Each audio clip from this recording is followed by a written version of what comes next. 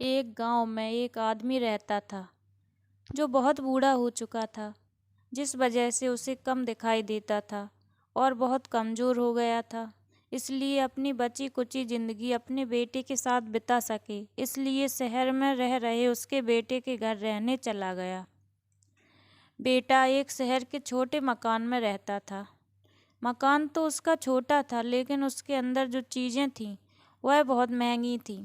उस मकान में बेटा, उसकी पत्नी और उनका एक 5 साल का बच्चा, यह छोटा सा परिवार साथ मिलकर रहता था।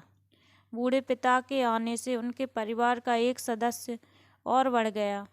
यह पूरा परिवार रोज़ सुबह शाम डाइनिंग टेबल पर साथ में खाना खाया करता था।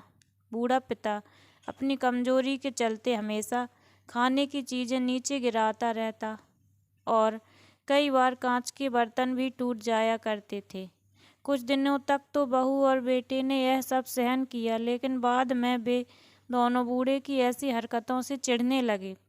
एक दिन बेटे ने कहा, ऐसा कब तक चलेगा, हमें कुछ करना पड़ेगा। उसकी पत्नी भी इस बात से सहमत हुई। अगले दिन बेटा कहीं एक से एक पुराना मेज ले आया और घर के एक कोने में उसे लगा दिया और अपने पिताजी से कहा कि आप यहीं बैठकर खाना खा लिया कीजिए। उन्होंने एक लकड़ी का बर्तन भी बनवाया जिसमें वे अपने बूढ़े बाप को खाना देने लगे।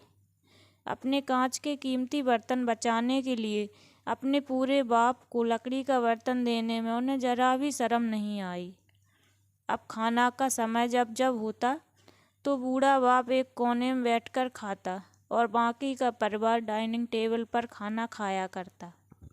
डाइनिंग टेबल पर बैठे बैठे दोनों पति पत्नी कभी कभी अपने बूढ़े बाप की तरफ देख लिया करते। बूढ़े बाप की आंखों में उन्हें आंसू भी नजर आते, मगर उन पर जैसे कोई असर ही नहीं होता। बूढ़े का पोता भी यह नज़ारा हमेशा देखता और वह अपने ही खोया रहता। एक दिन जब पति पत्नी डाइनिंग पर बैठकर खाना खा रहे थे, तब उनका बच्चा ज़मीन पर बैठकर कुछ कर रहा था। उन दोनों ने बच्चे के हाथ में लकड़ी का टुकड़ा देखा, लेकिन उन्हें समझ में कुछ नहीं आया कि बच्चा लकड़ी के टुकड़े के साथ क्या कर रहा है।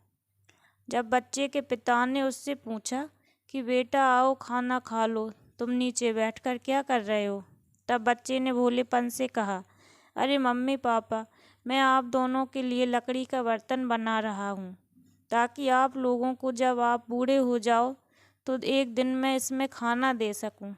अपने नादान बेटे द्वारा दी गई यह सहज बात दोनों के दिल में तीर की तरह उतर गई। दोनों एक दूसरे का चेहरा निहारने लगे। बिना कुछ कहे ही दोनों की आंखों में पानी आ गया और उन्होंने अपने भविष्य की किताब अपने आप के सामने खुली हुई नजर पाई। उन्हें समझने से ज़्यादा देर नहीं लगी कि अब उन्हें आगे क्या करना पड़ेगा। अगले दिन कमरे के कोने से वह पुराना मेज हट गया और अब बूढ़ा पिता और बाकी का परिवार साथ में मिलकर से फिर से खाना खाने लगे।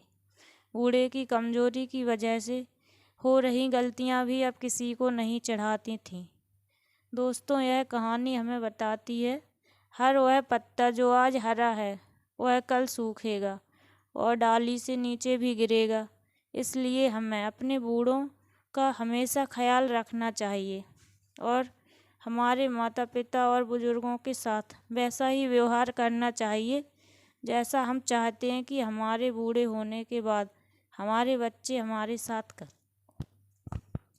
तो दोस्तों, आपको ये कहानी कैसी लगी? अगर कहानी अच्छी लगी हो तो चैनल को लाइक करें और चैनल पर नए हो तो चैनल को सब्सक्राइब कर बेल आइकन को प्रेस करें। Thank for watching.